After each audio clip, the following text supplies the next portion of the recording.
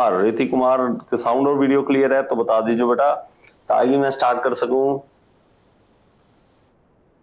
Everyone, Nitish Kumar, good morning ji बेटा। Okay great. तो बेटा बच्चा, हमारे पास आज के क्वेश्चन जो हैं वो एसएससी जेई के एमसीक्यू हमारे पास हैं और 2019 का ये पेपर है। ओके, और इसके अंदर क्वेश्चन जो है वो ऑलरेडी ऐप के अंदर मैं करवा रहा हूं और आज मैं यूट्यूब पे लाइव जाने का सोचा, तो लाइव हम यहाँ पे करेंगे। ओके, तो coefficient of discharge for an actual orifice meter is, कहता है कि कोएफिशिएंट ऑफ डिस्चार्ज जिसको हम सीडी बोलते हैं वो क्या होता है, ऑलवेज इक्वल टू 0.61 या इक्वल टू 1/1 के बराबर, या more than that of venturimeter for the same setup, या less than that of venturimeter for the same setup. तो इसका राइट आंसर मुझे बताना है। आपने कमेंट बॉक्स में जल्दी से जल्दी आप मुझे बताएंगे इस क्वेश्चन के बारे में। ओके, तो जल्दी से जल्दी इसका राइट आंसर जो है वो आप मुझे बताएंगे। ओके एवरीवन, कमेंट करते रहे, कमेंट करते रहे, कमेंट आपके मैं देखता रहूंगा। ओके, और इसके हिसाब से हम देखेंगे कि आपको कितना आता है और आपकी जो जेई एग्जाम की प्रिपरेशन है वो कितनी हो रही है। जल्दी से जल्दी इसका राइट आंसर बताइए। ए बी सी डी आपको लिखना है, 31A ऐसे लिखना है, 31B, 31C या 31D। तो ये इस तरह से लिखना है आपको। ABCD अकेला लिखोगे तो इससे ये हो जाएगा, मुझे ये नहीं पता लगेगा कौन से क्वेश्चन का आप रिप्लाई कर रहे हैं। तो आपने हमेशा ABCD के साथ आपको क्वेश्चन नंबर बता देना है ताकि हमें पता लग सके कि आप कितना कौन से क्वेश्चन का आंसर दे रहे हैं। Everyone, okay great.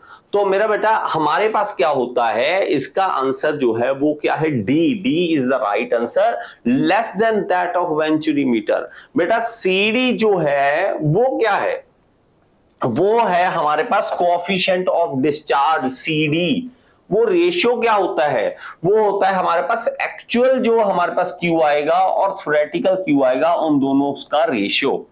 मेरा बच्चा जब आप वेंचुरी मीटर में देखते हो और इस मीटर में देखते हो तो हमारे पास वहां पे दो तरीके से आप निकाल सकते हो। हमारे पास किस तरह से, देखिए, एक तो होता है थ्योरेटिकल। अगर मैं वेंचुरी मीटर की बात करूं तो हमारे पास क्या होता है, एक थ्योरेटिकल वैल्यू निकलती है जो हमें फॉर्मूले से मिलती है, लेकिन हमें एक्चुअल निकालनी होती है। तो एक्चुअल निकालने के लिए सीडी चाहिए और सीडी की वैल्यू ऑरिफिस के लिए 0.62 0.65 होती है ऑरिफिस के लिए, और ये होती है वेंचुरी मीटर के लिए 0.95 से 0.98।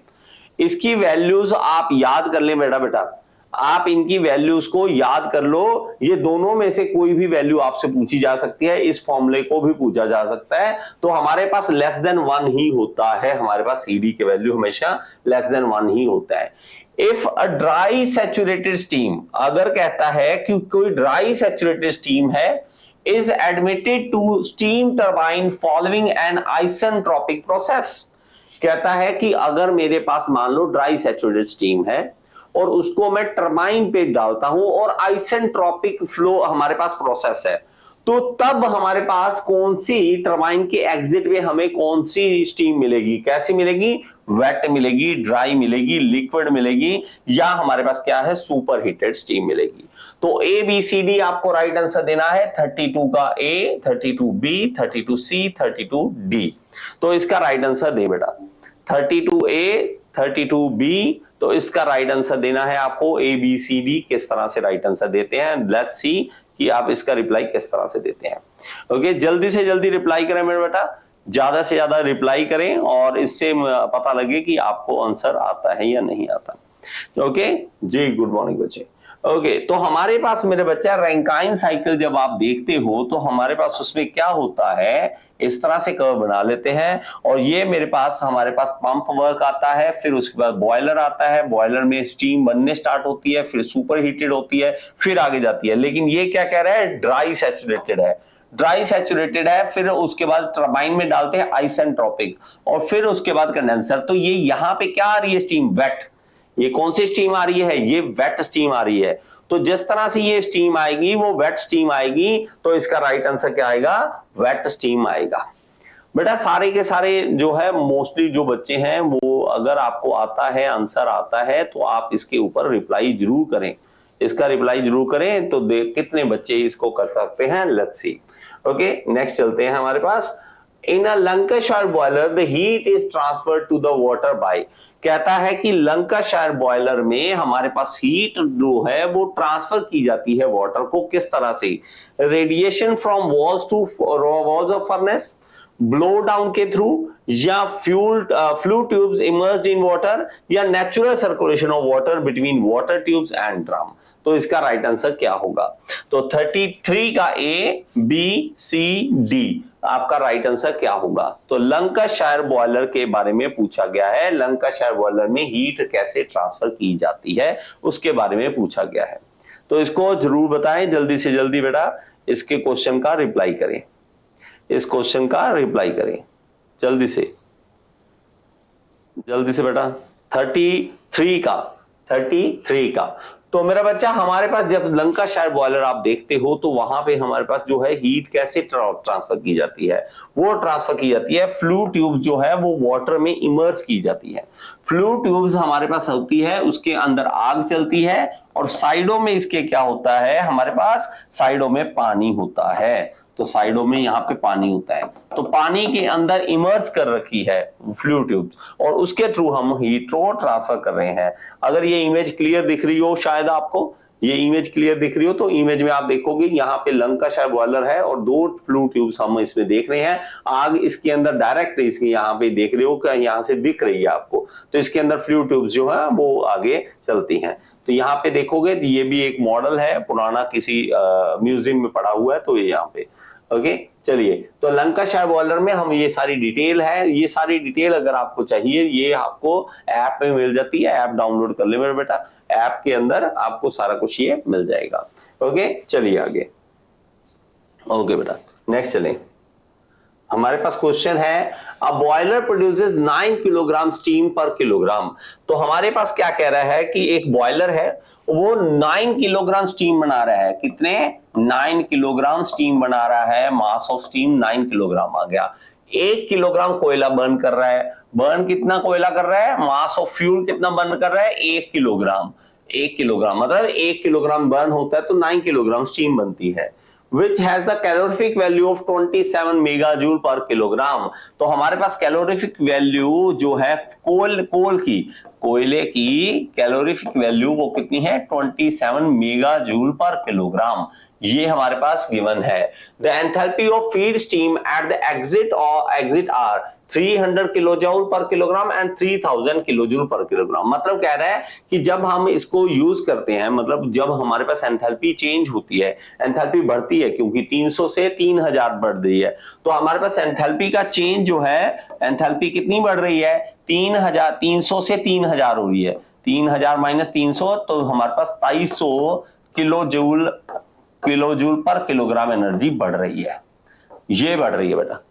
तो अगर इस तरह का क्वेश्चन आता है तो आपको किस तरह से करना है ये आपको पता होना चाहिए, ये क्या है, उसके बाद आगे कर सकते हो। देखो बेटा, 2 चीजें इसके अंदर। कोयले ने एनर्जी दी, कोयले ने एनर्जी दे दी, ले किसने ली? वाटर ने रिसीव कर ली, वाटर ने रिसीव कर ली। अब मेरे बच्चे क्या है, दोनों को इक्वल कर दीजिए।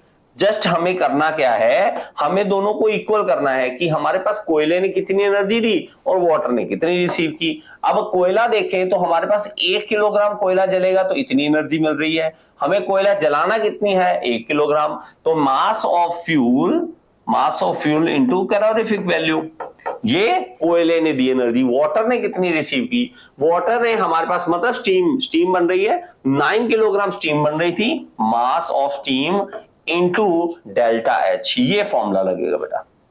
और एसएससी जेई के मेंस के एग्जाम में बेटा इस तरह के क्वेश्चन आएंगे, सो बी केयरफुल, आपको इस तरह के क्वेश्चन देखने को मिल सकते हैं। तो मास ऑफ फ्यूल 1 किलोग्राम और कैलोरीफिक वैल्यू हमारे पास देखें तो 27 मेगा जूल। तो हमारे पास 27 मेगा को हम 10 की पावर 3 लिखेंगे तो किलो जूल बन जाएगा, किलोजूल पर किलोग्राम बन जाएगा। और मास ऑफ स्टीम हम देखेंगे तो हमारे पास 9 किलोग्राम की स्टीम बन रही है और डेल्टा एच कितना है हमारे पास? 2700।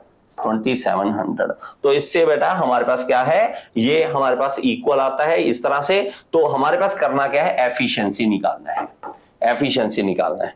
तो हमें पूछा क्या है एक्चुअल में पूछा है थर्मल एफिशिएंसी। तो हम क्या करेंगे, इसको डिवाइड कर देंगे, बस करना कुछ नहीं, इनको डिवाइड कर देंगे, इनको डिवाइड कर देंगे। मतलब हमारे पास दोनों को डिवाइड करने से रेशियो आ जाता है किस तरह से, देखो हमने क्या करना है, हमने एक इनपुट है और एक आउटपुट है, इस तरह से देखो हमारे पास क्या है, आउटपुट अपॉन इनपुट। आउटपुट क्या है हमारे पास, आउटपुट है ये, इनपुट क्या है ये, बस इनको दोनों को डिवाइड कर दीजिए बेटा, आउटपुट अपॉन इनपुट को दोनों को डिवाइड कर दीजिए तो हमारे पास आंसर आ जाएगा। तो 9 into 2700 divided by J 27 into 10⁻3, ये कर दीजिए बेटा, ये कर दीजिए कैलकुलेशन 90%, शाबाश।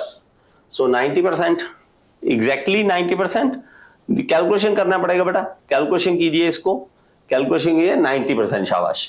सो 90% हमारे पास आ जाएगा। तो दोनों हमारे पास क्या है, इसने हीट दी है, इसने रिसीव की है, तो हमारे पास क्या है, इस तरह से एफिशिएंसी निकले, इक्वल टू कर देंगे तो वो हमारे पास 100% एफिशिएंसी बन जाएगी। ठीक है, चलिए आगे। Identify the incorrect statement from the following option. कहता है कि इसमें से इनकरेक्ट स्टेटमेंट बताइए कौन सी है। The specific speed of hydraulic turbine, specific speed of hydraulic turbine की हमारे पास इनकरेक्ट स्टेटमेंट बतानी है, ये चीज जरूर ध्यान में रखें बेटा। एनएस क्या है, एन पी की पावर हाफ एच की पावर 1.25, ये बड़ी अजीब सी चीज है। अब अगर देखोगे, वैसे अगर देखोगे एनएस की जो हमारे पास फॉर्मूला होता है N root P upon H की पावर 5/4, इस तरह से फॉर्मूला होता है। लेकिन इसी को अगर आप तोड़ मोड़ के बनाओगे तो यही बनेगा, मतलब 1/2 है ना, पी की पावर 1/2 है, वो क्या बन जाएगा 0.5, ये आ गया 0.5। 5/4 को करोगे तो 1.25। देखिए इसको आप इस तरह से भी लिख सकते हैं, इस तरह से भी लिख सकते हैं। Gives RPM of the turbine with the same hydraulic efficiency as the original. तो हमारे पास कहता है कि सेम आरपीएम देता है कि ओरिजिनल जैसा। तो ये है RPM of geometrically and dynamically similar turbine which will develop 1 kilowatt power under 1 metre head. तो स्पेसिफिक स्पीड जो होती है उसका हमारे पास ये फॉर्मूला होता है। ओके, और ये हमारे पास डेरिवेशन की बात कर ले तो हमारे पास जो डेफिनेशन आती है तो ये बताते हैं। तो NS is equal to this much, तो ये हमारे पास क्या है, ये नहीं होता, ये नहीं होता। बाकी जो 3 है वो सही है, लेकिन डी ऑप्शन जो है वो नहीं है, डी ऑप्शन नहीं है। ब्राइटनेस बेटा, ब्राइटनेस जब बढ़ाते हैं ना, एक्चुअली क्या है, ब्राइटनेस बढ़ाने से होता क्या है, ये देखिए ब्राइटनेस इंक्रीज करके दिखाता हूं आपको। थोड़ी सी कर सकते हैं, ज्यादा करेंगे तो आई होप वो ना करने लग जाता है, यहां पे प्रॉब्लम क्रिएट करने लग जाएगा। चलिए देखिए, प्रॉब्लम तो नहीं आ रही ब्राइटनेस में, चलिए आगे। ओके, तो हमारे पास स्पेसिफिक स्पीड अगर आप देखोगे तो फॉर्मूला हमारे पास क्या होता है, ये वाला फॉर्मूला होता है। ठीक है, 5/4 वाला फॉर्मूला हमारे पास होता है, जिसमें आपने हमेशा देखा भी होगा कि ये वाला फॉर्मूला बहुत फेमस है। ओके, और हमारे पास देखिए, और हमारे पास स्पेसिफिक स्पीड अगर याद रखनी है, स्पेसिफिक स्पीड को भी याद रखें बेटा। पेल्टन व्हील का टरबाइन का सिंगल जेट वाला, उसके अंदर 10 से 35 होनी चाहिए क्या, specific speed. Specific speed of Pelton wheel turbine multiple jet के लिए 35 से लेके 60 होनी चाहिए, और हमारे पास फ्रांसिस टरबाइन की होनी चाहिए 60 से लेके 300, और हमारे पास कैपलान की होनी चाहिए 300 से ज्यादा। ये है क्वेश्चन पूछने वाले, ये है क्वेश्चन जो ज्यादा पूछे जाते हैं। तो इसके बारे में जरूर आप देखें, इन क्वेश्चन के बारे में जरूर देखें, और हम इसमें भी देख लेते हैं हमारे पास। और इसके अलावा हेड जो है, पेल्टन में सबसे ज्यादा हेड होता है 300 या 300 से ज्यादा, फ्रांसिस में 60 से लेके 300, और कैपलान में 20 से लेके 60, और पेल्टन व्हील में हमारे पास ये अगेन लिख रखा है स्पेसिफिक स्पीड का 10 से 60, 60 से 300 और 300 से ज्यादा। बस ये दोनों उल्टा होते हैं, देखो ये दोनों चीजें उल्टा होती है हमारे पास। पेल्टन जो है हमारे पास 300 है, 300 से ज्यादा, यहाँ कैपलान 300 से ज्यादा है। तो दोनों में डिफरेंस आप देख सकते हो। ठीक है, दोनों में आप डिफरेंस देख सकते हो। पेल्टन में हाई हेड होता है, स्पेसिफिक स्पीड लो होती है। ठीक है, पेल्टन में देखो इसमें हेड ज्यादा, इसमें स्पेसिफिक स्पीड कम। कैपलान में हमारे पास स्पेसिफिक स्पीड देखिए कम, और हमारे पास हेड कम और स्पेसिफिक स्पीड ज्यादा। तो नेक्स्ट चलिए बेटा। Blow off cock in a boiler refers to, blow off cock boiler में क्या होता है, कैसे होता है ब्लो ऑफ कोक, उसका क्या काम है? फीड वाटर पंप होता है ये कोई फीड वाटर पंप है, फीड वाटर ट्रीटमेंट है, या discharge of steam from stop valve है, या removal of sediments from boiler drum. तो 36 का ए, 36 बी, 36 सी, 36 डी, ये बता दीजिए बेटा। और जो भी बच्चा लाइव है बेटा, इसके रिप्लाई जरूर करो, रिप्लाई जरूर करो, ताकि ये दिख सके कि आपको आता है या नहीं आता। ओके, जल्दी से बताइए बेटा।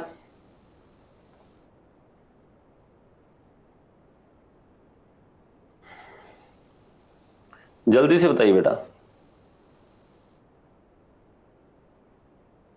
ओके, चलिए, तो इसका क्या है? Removal of sediments from boiler drum. बेटा बॉयलर ड्रम में से सेडिमेंट्स इकट्ठे होते हैं, पानी के नीचे कण इकट्ठे हो जाते हैं, मिट्टी इकट्ठी होती है, उसको निकालने के लिए हम ब्लो ऑफ कोक का इस्तेमाल करते हैं, वो नीचे से लगा के खोल के कर लेते हैं। चलिए, a centrifugal pump used for pumping liquids containing suspending solids such as sewage और पल्प। कहता है कि सेंट्रीफ्यूगल पंप हमने यूज करना है, कहां पे यूज करना है? जहां पे सीवरेज में से गंदगी निकालनी हो, या कहीं पे पल्प निकालना हो, वहां पे हम कौन सा इस्तेमाल करेंगे? ओके, तो starts without priming, has an open impeller, needs to be operated at low RPM, has a shrouded impeller। तो A B C D आपको बताना है बेटा। 38 का A, 38 का B, 38 का C, 38 का D। तो इसका रिप्लाई आपको करना है, A B C D आपको रिप्लाई करना है। जल्दी से बेटा, जल्दी से इसका रिप्लाई करें, जल्दी से। 38 का, अगर आप थोड़ा पीछे चल रहे हैं तो इसको वीडियो को आगे कर लें और वीडियो को आगे करके देखें, थोड़ा सा लाइव चले मेरे साथ। ओके, तो इसका राइट आंसर क्या होगा?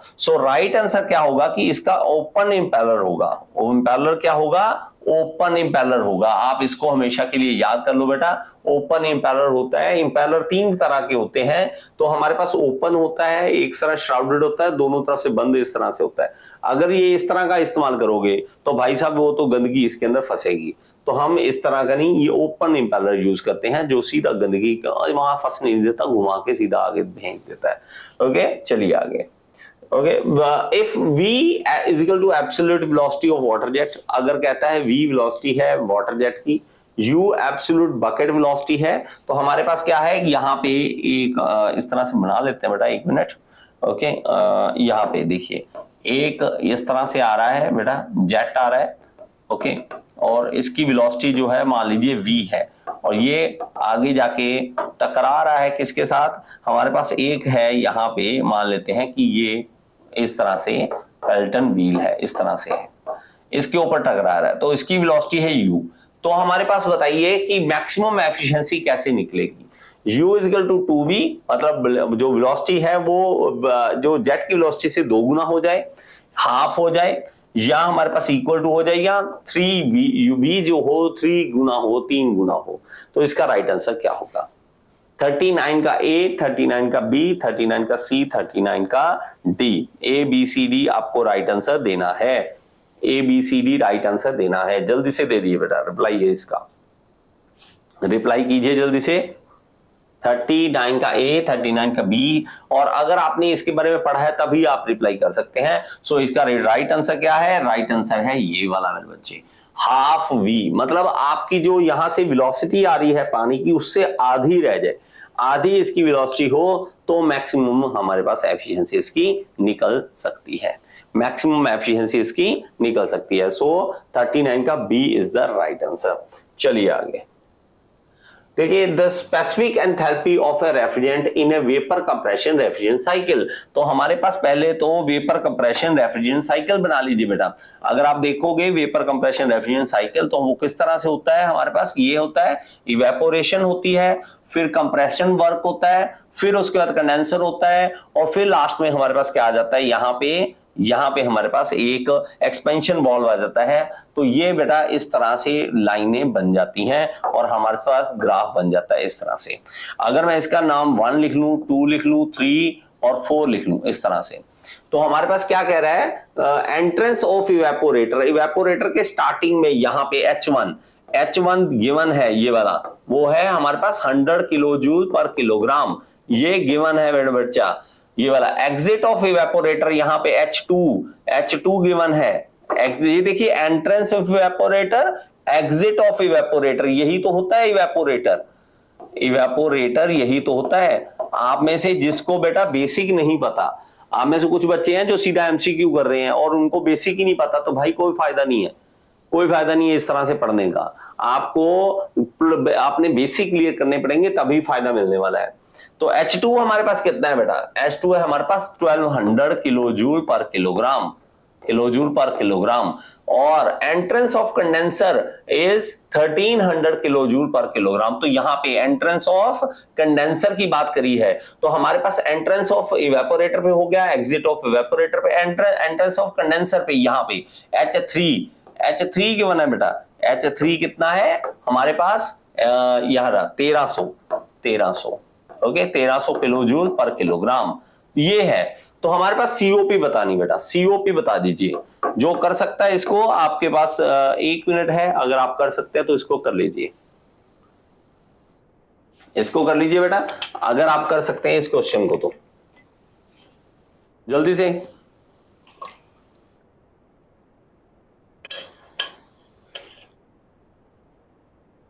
जल्दी से कीजिए बेटा, इस क्वेश्चन को कीजिए, सीओपी बताइए,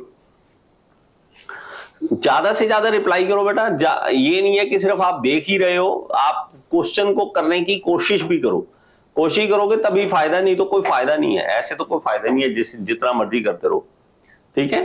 तो लास्ट चलो, तो हमारे पास क्या होगा बेटा, हमारे पास जब सीओपी निकालते हैं, हम सीओपी निकालने के लिए हम करेंगे क्या, हमारे पास सीओपी का फॉर्मूला देखेंगे। सीओपी का फॉर्मूला हमारे पास होता है कि refrigeration effect upon work done. अब रेफ्रिजरेशन इफेक्ट हो कहां रहा है, यहाँ पे, मतलब जितनी एंथैल्पी का चेंज यहां आ रहा है H2 - H1। अब आप में से अगर किसी ने ऐसे रट्टा मार रखा है कि ये तो सर 4 पॉइंट था, ये तो 1 पॉइंट था, मेरे बच्चे कुछ भी पॉइंट ले सकते हो, 1 किसी को मानो, 2 किसी को मानो। अब किसी का नाम कालू है, वो कालू है क्योंकि भाई उसकी मम्मी को नाम अच्छा कालू लगा, बस, और कुछ नहीं। किसी का नाम कुछ भी रखा जा सकता है ना, हमने अपने हिसाब से 1 2 3 रख लिया, आप में से किसी कोई बच्चा हो नहीं सर हम तो इसको 4 पॉइंट मानते हैं, तो ऐसा नहीं है। तो हमारे पास H3 - H2, ये क्या है, वर्क डन। वर्क डन कहां हो रहा है बेटा, ये हो रहा है यहाँ पे, क्योंकि कंप्रेसर में वर्क डन देखना होता है हमें। देखिए हमारे पास 1 है, देखिए 1 है, 2 है, 3 है, 2 है, बस हमने करना क्या, वैल्यू ही पुट करना है हमें, और कुछ नहीं करना। H2 हमारे पास 1200 है, और H1 कितना है हमारे पास 100 है, और हमारे पास क्या आ रहा है, H3 हमारे पास 1300 है, और ये मेरे पास कितना है 1200 है। तो आपको सिर्फ यही करना बेटा, डिवाइड करना, और कुछ नहीं करना। कुछ और करना है क्या, ये देखिए कुछ और है ही नहीं, जो करने को है ही नहीं। 1100 डिवाइडेड बाय हमारे पास 100 आ जाएगा, और वो 11 बन जाएगा, COP 11 आ जाएगा। सो A is the right answer, A is the right answer. D नहीं है बेटा, डी नहीं है, ये हमारे पास A इसका राइट आंसर है। चलिए बेटा नेक्स्ट करते हैं, जस्ट होल्ड ऑन। ओके, ये वाला क्वेश्चन था, ये वाला, the velocity compounded impulse turbine has, कहता है कि वेलोसिटी कंपाउंडेड इंपल्स टर्बाइन है, उसमें क्या होता है, alternate set of nozzle and moving blade, alternate set of fixed and moving blade, one set of nozzle followed by stages of alternate moving and fixed blades, या one set of nozzle and one set of moving blades। तो इसका right answer क्या होगा, इसका right answer क्या होगा बेटा। Calculator allowed है, वो सिर्फ मेंस के एग्जाम में अलाउड है, प्री के एग्जाम में नहीं अलाउड है। मेंस के एग्जाम में इवन आपको स्टीम टेबल भी मिलेगा, आपको स्टीम टेबल भी मिलेगा, मतलब आपको स्टीम टेबल भी अलाउड है, आपको कैलकुलेटर भी अलाउड है, ये सारी चीजें आपको अलाउड है। लेकिन अगर आप बात करोगे मेन प्री में नहीं अलाउड, तो प्री में हमेशा वो क्वेश्चन होंगे जो आपको सीधा सीधा आप दिमाग से सॉल्व कर सको, कैलकुलेशन इजी रखेंगे। लेकिन जैसे ही आप मेंस में जाओगे, वहां पे कैलकुलेशन जानबूझ के ऐसी दी जाए जिसमें कैलकुलेटर यूज हो, ठीक है। चलिए बेटा, तो इसका राइट आंसर क्या होगा, C is the right answer, one set of nozzle followed by stages of alternate moving and fixed blades. तो हमारे पास मेरा बेटा इस तरह से होता है कि नोजल लगी होती है, फिर मूविंग ब्लेड, फिर फिक्स्ड ब्लेड, फिर मूविंग ब्लेड, फिर नोजल, फिर moving blade, fix blade, moving blade, इस तरह से हमारे पास सेट चलता है। जो हमारे पास ये वाला क्वेश्चन था। An ideal gas undergoes an isothermal process between stages 1 and 2. The applicable equation is, तो मेरा बेटा आइसोथर्मल प्रोसेस है आइडल गैस की, उसके लिए P1 V1 is equal to P2 V2, PV ratio पर gamma is equal to constant, P1 by T1 is equal to P2 P2 या रो is equal to constant। तो इसका राइट आंसर क्या है? P1 V1 is equal to P2 V2। जब हम देखते हैं आइसोथर्मल प्रोसेस में तो ये वाला इक्वेशन जो है वो हम लगाते हैं, P1 V1 is equal to P2 V2। A steel rod is subjected to a stress of 200 megapascal। Steel road है हमारे पास कोई, ये कोई स्टील रोड है इस तरह से, ओके, और इसके ऊपर हम स्ट्रेस लगा रहे हैं। वो हमारे पास स्ट्रेस कितनी आ रही है? ये खींच रहे हैं, उसके अंदर स्ट्रेस आ रही है, वो कितनी आ रही है? 200 megapascal. And Young's modulus of 200 gigapascal. Young's modulus जो है वाई या ई बोल देते हैं, कोई ई बोलता है, कोई वाई बोलता है, कुछ भी इस तरह से। तो ई या वाई हमारे पास 200 गीगापास्कल ये है। तो हमारे पास बताइए क्या? कैलकुलेट स्ट्रेन पता करनी बेटा। ई क्या होता है? Stress by strain. बस इसको स्ट्रेन को इधर ले जाइए और स्ट्रेस बाय ई कर दीजिए। ठीक है मेरा बेटा, तो इससे आपका राइट आंसर आ जाएगा। जल्दी से कर दीजिए बेटा। 40 इसका 40 कितना नंबर था? 43 का। 43 का बता दीजिए बेटा। 43 का क्या आ जाएगा? जल्दी से बता दीजिए। आप इसको सॉल्व कर दीजिए 43 वाले को, 43 वाले को जल्दी से।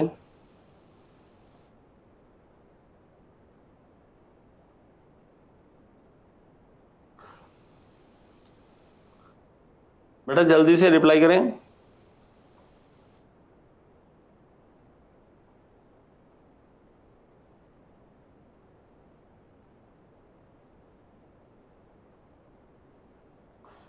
ओके 43 का इसका ए नहीं है, सी इज द राइट आंसर बेटा। सी इज द राइट आंसर, क्योंकि देखिए मैं आप वैल्यूज आप जब डालोगे तब आपको पता लगेगा, ऐसे नहीं। देखो ये है हमारे पास मेगा, तो 200 इंटू 10 की पावर 6, और ये क्या है हमारे पास 200 इंटू 10 की पावर 9। बस तो ये क्या है? ये तो कट रहा है। ये क्या है हमारे पास? ये 3 आ जाएगा 10 की पावर 3, तो 10 की power -3 is the right answer. C is the right answer बेटा, C is the right answer। Welcome Pramod Meena ji, welcome। Which is the incorrect statement with regard to the effect of increasing cutoff ratio in an standard diesel cycle। तो diesel cycle में अगर आप करते हैं तो incorrect statement इसमें बतानी है। It increases the thermal efficiency, तो इनकरेक्ट बताना है, याद रखें। Which is incorrect statement, okay? With to increasing the cutoff ratio in an अगर हम cutoff ratio increase करते हैं तो क्या होता है? It increases mean effective pressure, it increases heat input to the cycle, it increases the cycle work output।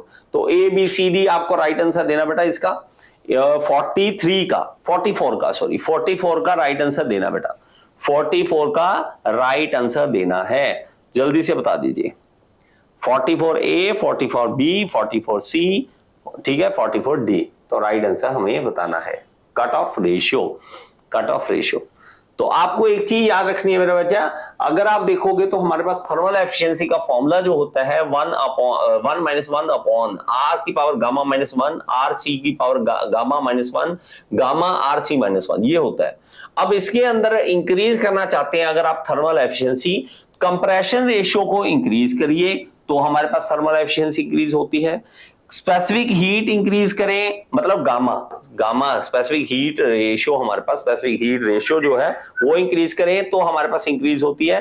Cut off ratio को decrease करें तो होती है, लेकिन कट ऑफ रेशियो को ये तो कह रहा है कि हमारे पास इंक्रीज करना चाहिए, तो हमारे पास इंक्रीज के लिए ये गलत हो जाएगा फिर। तो कट ऑफ रेशियो जो है, कट ऑफ रेशियो डिक्रीज करनी पड़ेगी बेटा, कट ऑफ रेशियो डिक्रीज करनी पड़ेगी, तब एफिशिएंसी बढ़ेगी, समझ गए बेटा? ठीक है, चलिए इस तरह से होगा बेटा। नहीं मेरा बच्चा, यहां पे कोई पोल का सिस्टम नहीं होता यूट्यूब में, ठीक है? यूट्यूब पे कोई पोल का सिस्टम नहीं होता, यहाँ पे तो हमारे पास इसी तरह से चलता है। Which statement is incorrect with regard to the ignition delay period in diesel engine? तो हमारे पास इनकरेक्ट स्टेटमेंट बताना बेटा, इनकरेक्ट स्टेटमेंट है तो रिगार्डिंग हमारे पास ignition delay period in diesel engine, तो उसके बारे में बताना बेटा। It is high for high cetane number, high cetane number होगा तो हमारे पास इग्निशन डिले पीरियड हाई होगा, या it depends on the temperature and pressure in cylinder, it is the time between injection of the diesel into the cylinder and ignition, it is less for lower self ignition temperature for the fuel। तो इसका right answer दे दीजिए बेटा, right answer दे दीजिए जल्दी से। 45 का right answer बताना है आपको, 45 का राइट आंसर बताना है। तो मेरा बेटा आप याद रखिए इग्निशन डिले पीरियड, पहली बात होता क्या है, होता ये है कि ये टाइम है इंजेक्शन जब हम डीजल के अंदर करते हैं, डीजल इंजन के अंदर डीजल डालते हैं, छिड़काव करते हैं और उसके अंदर इग्निशन होता है, जब उन दोनों के बीच के टाइम पीरियड है बहुत कम होता है। तो ये हमारा किसके ऊपर डिपेंड करता है। और मेरा बच्चा जितना ज्यादा सीटें नंबर हाई होगा उतना हमारे पास लोअर हो जाएगा, हमारे पास ये इग्निशन पीरियड हमारे पास लोअर हो जाएगा। लेकिन यहाँ पे हाई बोल रखा है तो ए इज द राइट आंसर, कि इनकरेक्ट है। ये क्या है, इनकरेक्ट स्टेटमेंट है, इनकरेक्ट है। ये हमारे पास लो होता है, it is low for high cetane number, it is low for high cetane number, और डिपेंड करता है ये टेम्परेचर और प्रेशर पे। और ये क्या है, ये टाइम, ये तो इसकी डेफिनेशन हो गई। और it is less for lower self ignition temperature, जितना lower self ignition temperature low होगा वो भी हमारे पास होगा। ठीक है, चलिए आगे, A is the right answer. तो हमारे पास नेक्स्ट चलते हैं बेटा, the critical point of water is not characterised by, तो हमारे पास कैरेक्टराइज्ड नहीं किया जाता, क्रिटिकल पॉइंट को किस तरह से नहीं किया जाता। Identical saturated liquid and saturated vapour state, देखिए मेरे पास जो क्रिटिकल पॉइंट होता है वो कहां पे होता है, वो होता है टॉप मोस्ट पोजीशन पे, यहां पे जाते हैं तो ये होता है क्रिटिकल पॉइंट इसका, जहां पे जाके हमारे पास क्या होता है, लिक्विड और वेपर को एग्जिस्ट करते हैं, एक साथ आते हैं, जहां पे लेटेंट हीट भी जीरो हो जाती है। तो identical saturated liquid and saturated vapour, हाँ दोनों एक जगह पे आ रहे हैं, लिक्विड और सैचुरेटेड वेपर एक जगह पे आ रहे हैं। No latent heat of vaporisation, कोई लेटेंट हीट ऑफ वेपराइजेशन यहाँ पे नहीं होती, यहाँ पे होती है, यहाँ पे है, फिर कम हो रही है और यहाँ पे जाके जीरो हो जाती है।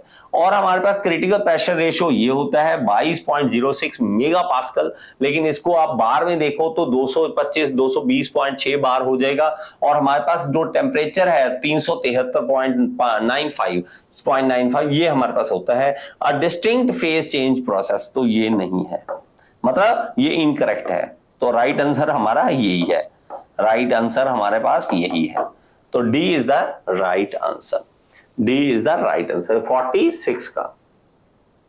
चलिए 47, conventionally a Babcock Wilcox boiler the circulation of water between the drum and water tubes is, conventionally कहता है बैबकॉक एंड विल्कॉक्स बॉयलर है, उसके अंदर वाटर का सर्कुलेशन किस तरह से होता है। नॉर्मली बाय नेचुरल सर्कुलेशन, अपने आप नेचुरल सर्कुलेशन होता है, पंप के थ्रू होता है, ग्रेविटी के कारण होता है, नो सर्कुलेशन ऑफ वाटर। तो बहुत इजी क्वेश्चन है, आप सभी रिप्लाई करें इसका, आप सभी रिप्लाई करें इसका।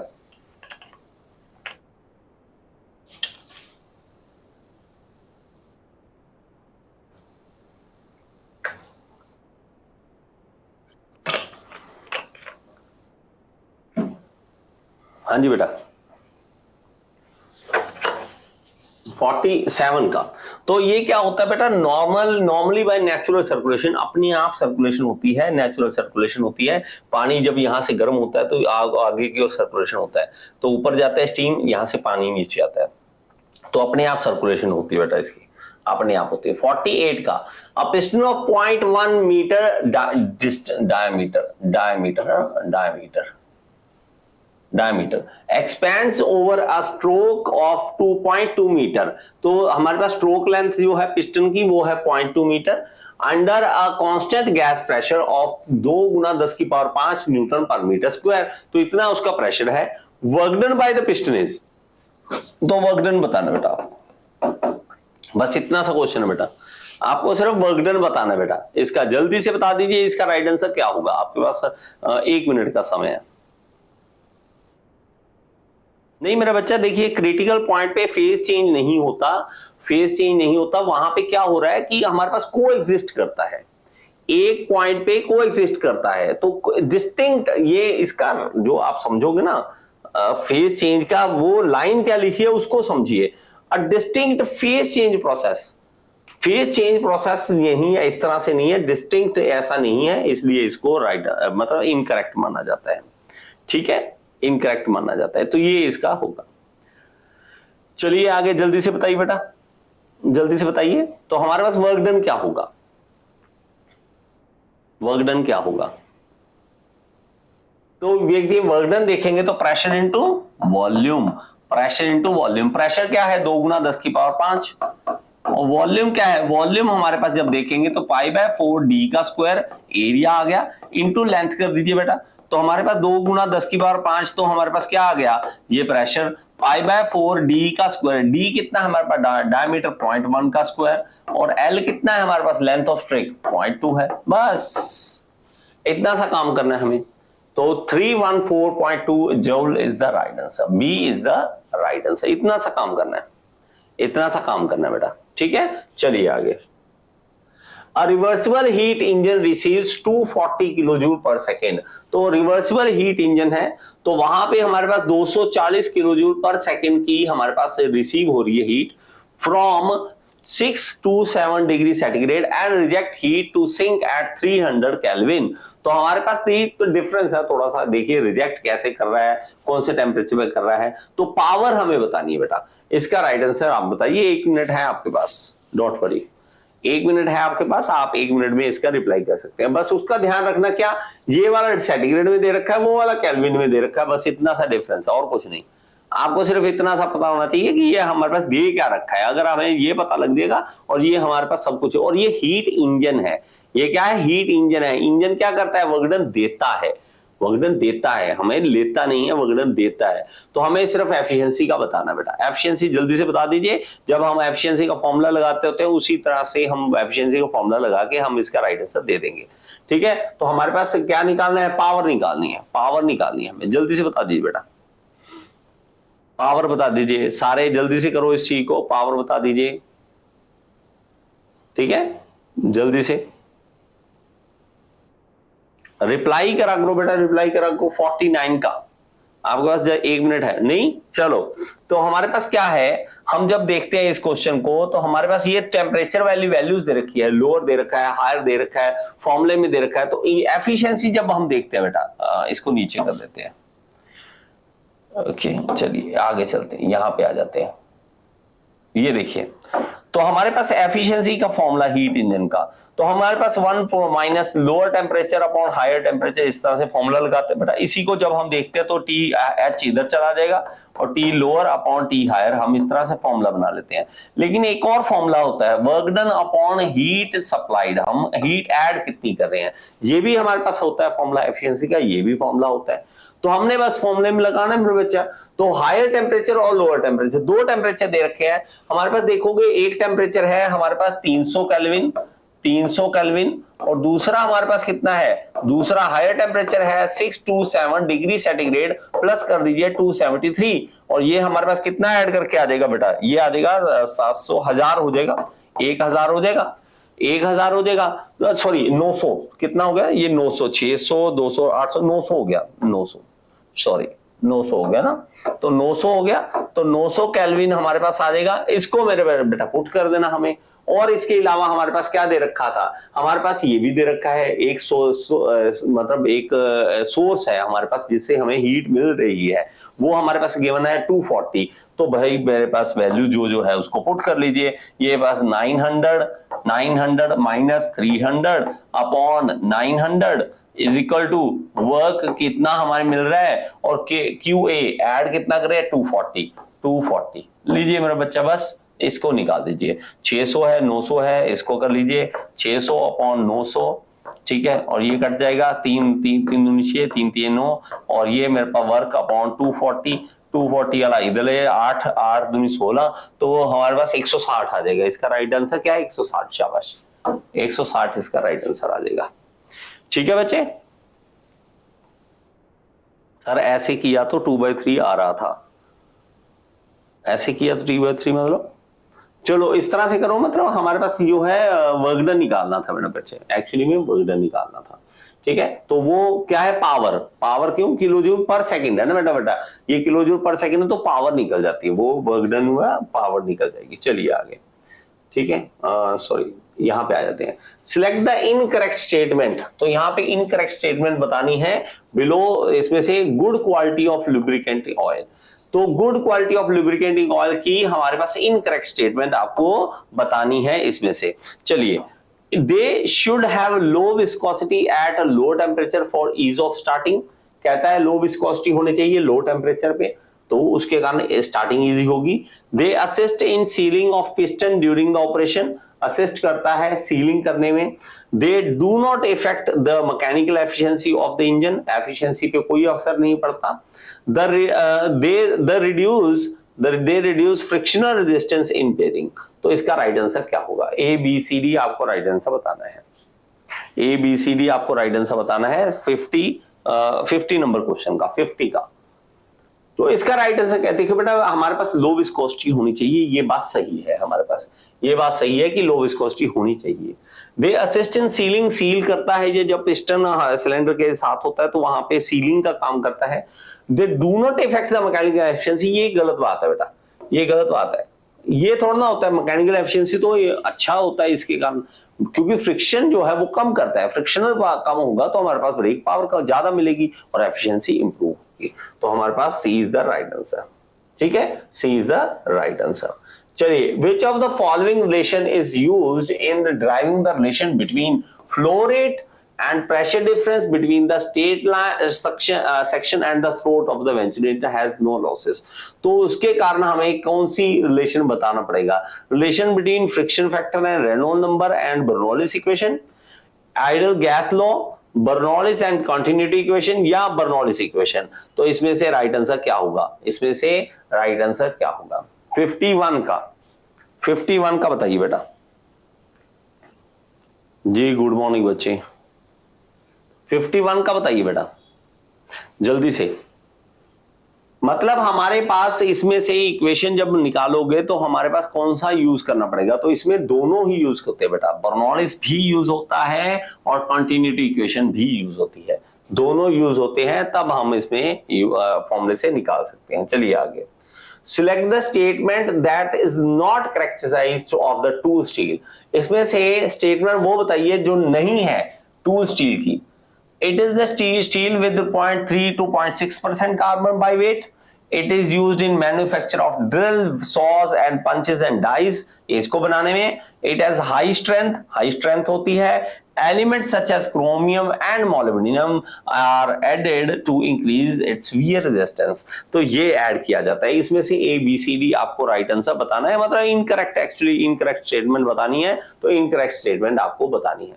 तो मेरा बच्चा इसमें से अगर आप देखोगे ना तो ड्रिल बनाने में काम आता है, सही बात है, ड्रिल बनाने में स्ट्रेंथ हाई होती है, इसके अंदर क्रोमियम डालते हैं, मोलिब्डेनम डालते हैं ताकि वियर रेजिस्टेंस बन जाए, लेकिन इसके अंदर स्टील की इतनी कम नहीं होती परसेंटेज, 0.6 तक नहीं, ये आगे तक जाती है, 1.3 1.5 तक भी जाती है, तो हमारे पास ये राइट आंसर है, मतलब ये इनकरेक्ट स्टेटमेंट है बेटा। ठीक है, तो हमारे पास टूल स्टील जब आप देखोगे तो टूल स्टील हमारे पास बहुत ही अच्छा रहता है बनाने में, कैसे, टूल्स बनाने में, तभी तो इसका नाम क्या है टूल स्टील, क्योंकि टूल बनाने के काम आता है। कार्बन कंटेंट 0.5 से लेकर 1.5 तक होता है, तो हमारे पास वो बहुत कम दे रखा था, 0.6 इतना नहीं, थोड़ा सा बढ़ाया होता है, 1.5% कार्बन तक होता है। Chromium and molybdenum added to increase the wear resistance, तो बात सही है, तो ये स्ट्रेंथ इंक्रीज होती है, कटर, सॉ, पंच, ड्रिल्स, ये सब कुछ बनता है इसका, टूल स्टील का ये सब कुछ बनता है। चलिए आगे, an ideal refrigerator maintain a temperature of -23 degree centigrade, तो कहता है रेफ्रिजरेटर है जिसकी हमने -23 डिग्री सेंटीग्रेड तक मेंटेन करने के लिए बनाया है। When placed inside a room of 27 degree centigrade, जब उसको रखा गया 27 डिग्री सेंटीग्रेड पे, heat infiltration refrigerator is 0.5 kilo joule per second, तो वो हमारे पास हीट जो है वो उसको उठा रहा है, वो 0.5 किलो जूल पर सेकेंड है। The power required to the pump the heat out is, तो हीट को बाहर फेंकने के लिए क्या कितना पावर की रिक्वायरमेंट है, इसको आपको बताना है राइट आंसर।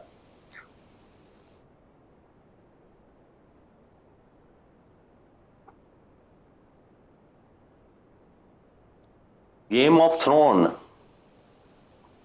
क्या कह रहे बेटा?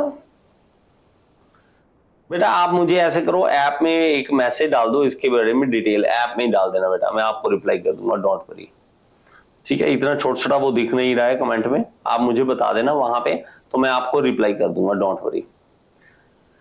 ठीक है, चलिए बेटा जल्दी से करिए इस क्वेश्चन को जल्दी से करिए।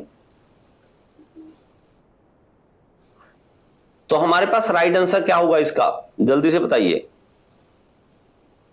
53 का। तो हमारे पास मेरे बच्चा इसमें भी हम सीओपी का जो फॉर्मूला लगाएंगे, सीओपी का 2 फॉर्मूले हम इसमें यूज करेंगे।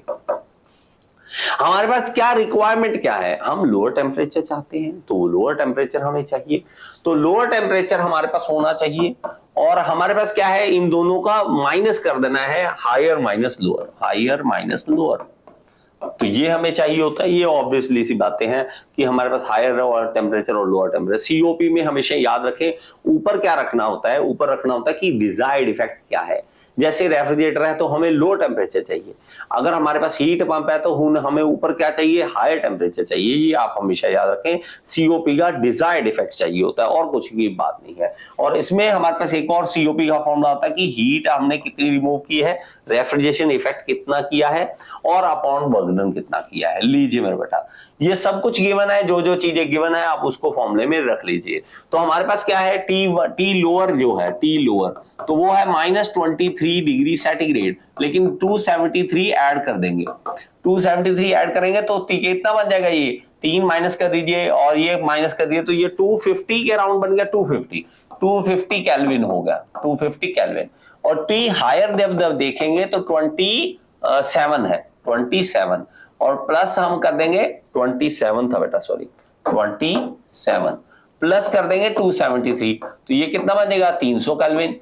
लीजिए बेटा, और हमारे पास एक और 0.5 दे रखा है, वो हीट दे रखा है, हीट ये वाला, बस इसमें आपने पुट करना है और W निकाल देना है। तो ये हमारे पास है 250 upon 300 minus 250 is equal to Q हमारे पास कितना है, 0.5 और W हमें निकालना है, दैट्स इट। ये निकाल दीजिए बेटा, 250 अपॉन 50 0.5 और W, तो W इधर ले जाइए, 5 5 25 5 और ये नीचे आ जाएगा, और ये आ जाएगा W 0.5 मतलब हमारे पास हाफ हो जाएगा, और ये 5 तो 2.5 हमारे पास कितना बन गया, 0.5 अपॉन 5। ठीक है, तो ये हमारे पास कितना बन जाएगा, 25 का आप डिवाइड करोगे 1/, तो ये आ जाएगा 0.1, तो 0.1 इज द राइट आंसर। लीजिए बेटा, 0.1 इज द राइट आंसर, सीधा कर दीजिए, वजह पॉइंट काट दीजिए, 0.1 आ जाएगा। लीजिए 0.1 इज द राइट आंसर। चलिए इसको करिए, इसको कीजिए बेटा, हो जाएगा ऐसा क्वेश्चन हो जाएगा। चलिए आगे, plain carbon steel contains, plain carbon steel में क्या होता है, maximum carbon content up to 1.5%, maximum carbon content up to 0.5, maximum carbon content up to 0.005, maximum carbon content up to 2.5। तो प्लेन कार्बन स्टील की बात करें तो इसके अंदर कार्बन कंटेंट मैक्सिमम हो सकता है 1.5%, बस इतना सा याद रखना है आपको, इतना सा याद रखना है क्या, कि इसके अंदर 1.5% तक कंटेंट हो सकता है, कार्बन कंटेंट हो सकता है। ओके, चलिए आगे। The water jacketing the cylinder of a reciprocating piston cylinder air compressor leads to, तो वाटर जैकेटिंग जब हम करते हैं रेसिप्रोकेटिंग पिस्टन सिलेंडर की, रेसिप्रोकेटिंग पिस्टन सिलेंडर है उसके अंदर वाटर जैकेटिंग करते हैं, साइड में वाटर जैकेटिंग करते हैं, वो क्या है, prevention of damage to compressor walls due to high temperature of compression, walls को बचाता है हाई कंप्रेशन के कारण, जो हाई टेम्परेचर उससे बचाता है। Increase in mass of air taken in during the intake stroke होता है तो ज्यादा एयर अंदर आती है। Prevention of seizure of piston due to high temperature, ताकि पिस्टन जो है वो जाम ना हो जाए उसके लिए होता है। Reduction in work required for compression, work का रिडक्शन में काम आता है। तो इसका बता दीजिए 55 का, तो 55 का जल्दी से रिप्लाई कीजिए बेटा, जल्दी से रिप्लाई कीजिए 55 का।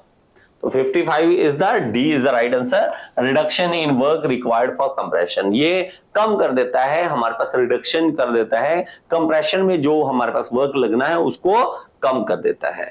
चलिए आगे, ठीक है। तो ये क्वेश्चन है बेटा, बहुत कम करवाया जाता है आपको, फिर भी मैं यहाँ पे करवा रहा हूं। ये ऐसा क्वेश्चन कोई एक आधा बीच में से आ जाता है, ठीक है। जब हम देखते हैं काइनेमेटिक्स में, तो काइनेमेटिक्स में बहुत डेप्थ में चीजें करवाई जाती है, तब इन चीजों के ऊपर ध्यान दिया जाता है। फिर भी मैं आपको ये क्वेश्चन करवा दूंगा, ठीक है। Psi is equal to 3x² minus y के cube represent the stream function in 2 dimensional flow. The velocity component in x direction at a point 113 पे क्या होगा। तो मेरा बच्चा इस क्वेश्चन को जब हमने करना है, सिर्फ इसका क्या करना है, हमें पता होना चाहिए u जो होता है हमारे पास, वो होता है minus D psi upon dy, बस ये पता होना चाहिए बेटा आपको। बस इसकी डिफरेंशिएशन करनी है और आगे माइनस लगा देना है, तो हमारे पास u निकल जाएगा, वेलोसिटी निकल जाएगी x डायरेक्शन में। x डायरेक्शन में वेलोसिटी निकालनी है तो इसकी डिफरेंशिएशन कर दो बस। तो डिफरेंशिएशन जब करेंगे तो माइनस ये क्या होगा, 3x का स्क्वायर माइनस y का क्यूब, इसकी डिफरेंशिएशन करनी है बेटा, ठीक है। तो डेल अपॉन डेल y, तो y के साथ करोगे तो इसकी तो हमारे पास नहीं आएगा, 1 आ जाएगा, मतलब हमारे पास जरूरत नहीं है इसकी। और ये क्या आ जाएगा, ये आ जाएगा प्लस में 3y का स्क्वायर, बस लीजिए बेटा। तो बस इतना करना है, और उसके बाद हमारे पास क्या है, x में जो वैल्यू है x मतलब x डायरेक्शन में निकालना है, 1 और 3 पे है, 3 वाला जो है उसको हमने पुट कर देना है, ठीक है बेटा। 3 वाला वैल्यू जो है उसको पुट कर देना, हमारे पास राइट आंसर आ जाएगा। चलिए करें, इसको करें तो हमारे पास क्या है, y का वैल्यू देखो, ये क्या है हमारे पास 1 और 3 क्या है, x है और y है, ये y वाली वैल्यू हमने यहां रख लेनी है। 3y का स्क्वायर मतलब 3 का square, 3 3 9 9 27 27, 27 is the right answer, 27 is the right answer.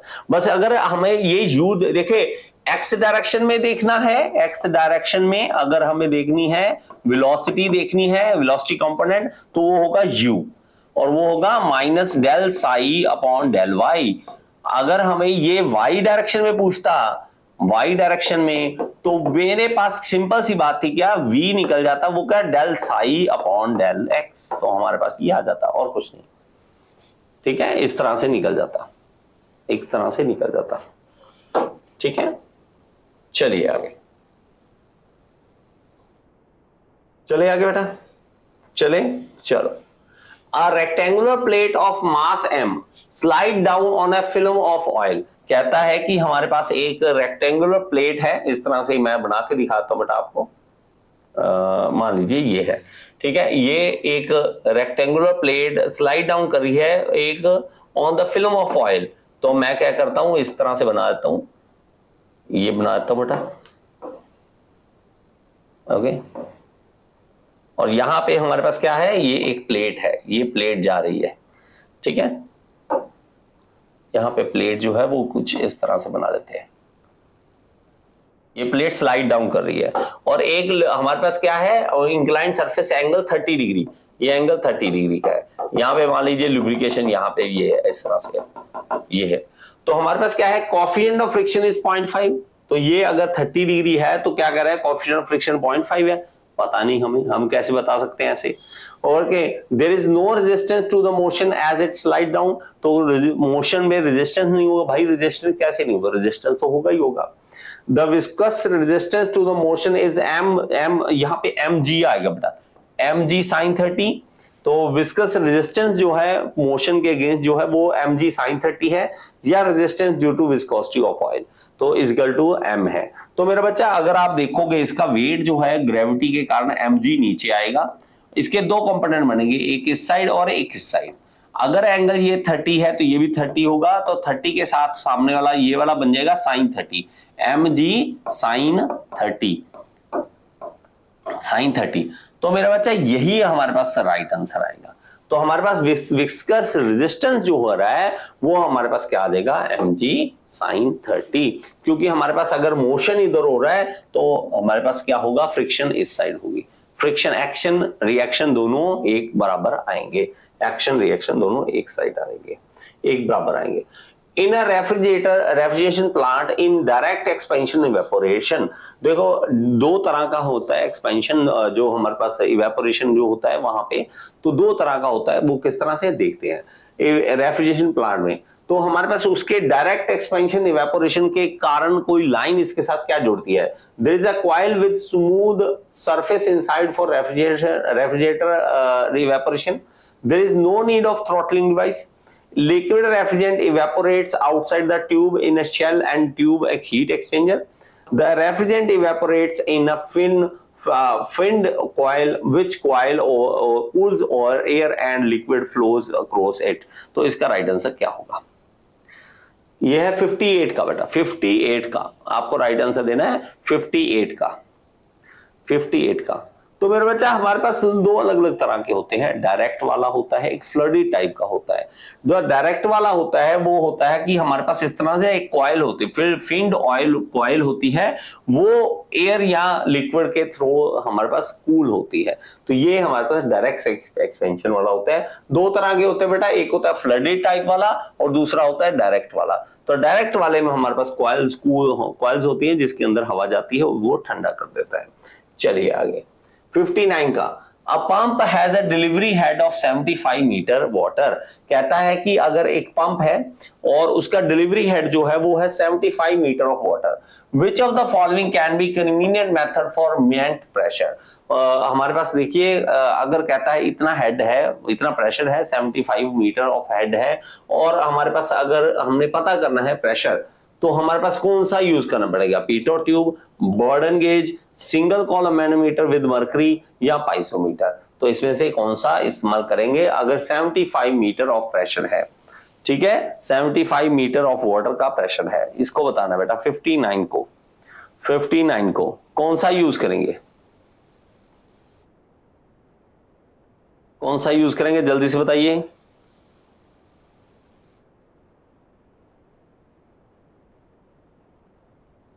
हाँ जी बेटा, ये सही चल रहा है. सब वीडियो ऑडियो सब क्लियर आना चाहिए. बड़ा मजा आता है देख के कि हाँ ये सब ठीक है. चलिए, तो ये बेटा बॉर्डन गेज से हम इस्तेमाल करेंगे, क्योंकि ये गेज प्रेशर पता करने के लिए, हायर गेज प्रेशर पता करने के लिए हमारे पास होता है.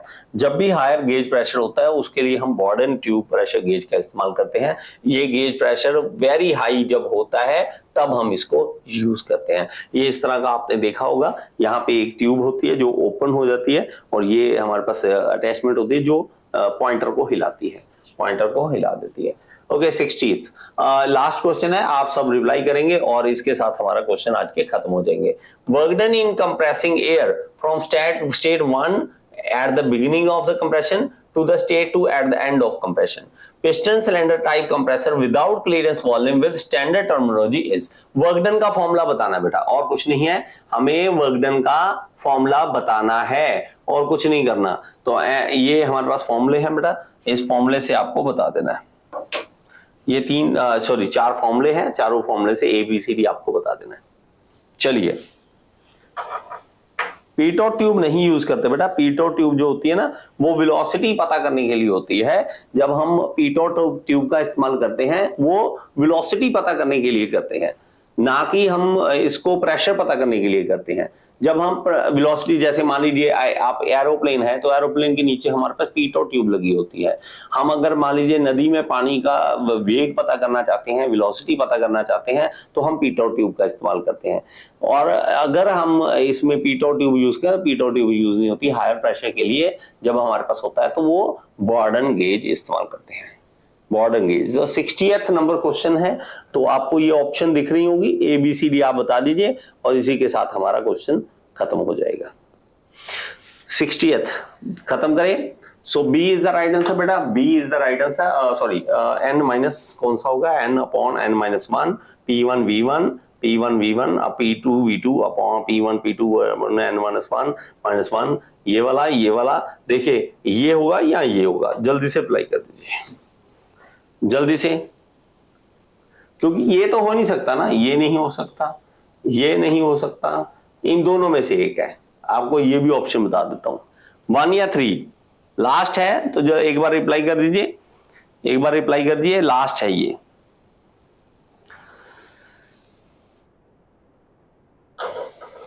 जल्दी से, शाबाश. तो हमारे पास क्या होगा बेटा बेटा, तो C is the right answer, C is the right answer, ये हमारे पास होगा, ये हमारे पास P1 V1 P2 by P1 n-1/n-1 is the right answer. चलिए ठीक है, थैंक यू सो मच, आप सभी ने ज्वाइन किया और इसी तरह मेरे साथ जुड़े रहे और ज्यादा